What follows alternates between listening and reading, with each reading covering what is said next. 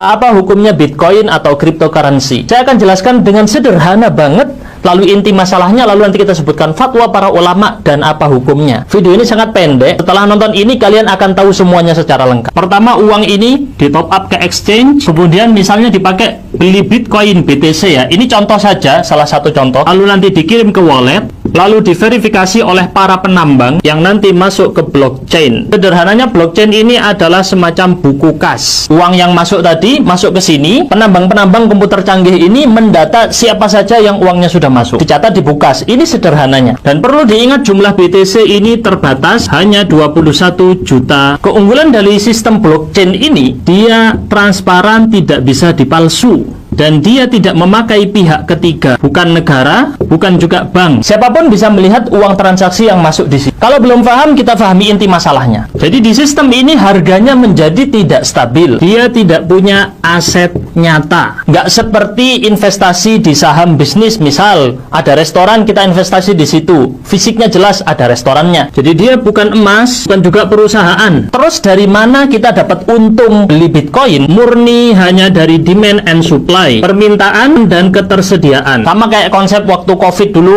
masker harganya jadi mahal karena ketersediaannya sedikit, permintaannya banyak, pasti mahal. Jadi permintaan naik, ketersediaan turun, berarti nilainya menjadi naik. Ketika permintaan turun, ketersediaannya banyak, tapi yang minta dikit, maka harganya jadi turun. Bitcoin tidak punya aset nyata yang jelas naik turun nilainya, nggak seperti perusahaan makin besar, orang semuanya bisa untung dari pemilik saham, sedangkan Bitcoin tidak. Jadi harganya itu tidak stabil. Misal ada satu orang yang untung, berarti ada satu orang yang rugi. Ini sederhananya bahasanya ya. Tidak bisa semuanya untung. Kenapa? Karena nggak punya aset. Aset fisiknya nggak ada. Kalau perusahaan makin besar karena saham masuk banyak, semua pemilik saham bisa untung. Tapi di sini enggak. Kalau ada yang diuntungkan dengan Bitcoin, pasti ada yang dirugikan. Alias persis seperti judi. Makanya fatwa para ulama sebenarnya terbagi menjadi 3. Ada yang mengharamkan, ada yang menghalalkan, dan ada yang tawakuf. Tawakuf itu belum menentukan halal atau haram. Tentang yang mengharamkan sendiri ada rincian sebenarnya antara menjadikan sebagai komoditas atau uang. Cuman saya nggak bahas secara detail, cukup saya cantumkan saja. Di antaranya lembaga fatwa Mesir, Libya, ini semua lembaga fatwanya ya. Mesir termasuk Al-Azhar di sini, Indonesia, MUI, dan termasuk Persatuan Ulama Seluruh Dunia, S singkatan bahasa Inggris. Sedangkan yang menghalalkan dari lembaga fatwa Uni Emirat Arab. Sedangkan yang tawakuf adalah dari pihak Majma' Fikhi Islami. Ini juga mirip tapi lebih fokus di organisasi internasional fikih. Tapi untuk memahami ini, yang paling penting adalah kenapa mereka mengharamkan, sehingga kalau kita paham, maka kita paham semuanya. Alasan pengharaman, singkatnya saya rangkum ada 5. Pertama, dia bukan mata uang yang diizinkan negara. Ini syarat sahnya mata uang di dalam fikih. Kedua, dia tidak memiliki aset nyata, istilahnya underlying aset. Ketiga, dia tidak punya jaminan bank atau negara. Keempat, mengandung spekulasi atau judi. Seperti yang tadi saya bilang, satu untung sama dengan satu rugi, bahasa awamnya ya. Yang kelima, karena dia anonim atau tidak bisa dilacak orangnya, maka mudah untuk melakukan transaksi ilegal seperti untuk narkoba dan hal-hal kriminal lainnya. Di poin 1-3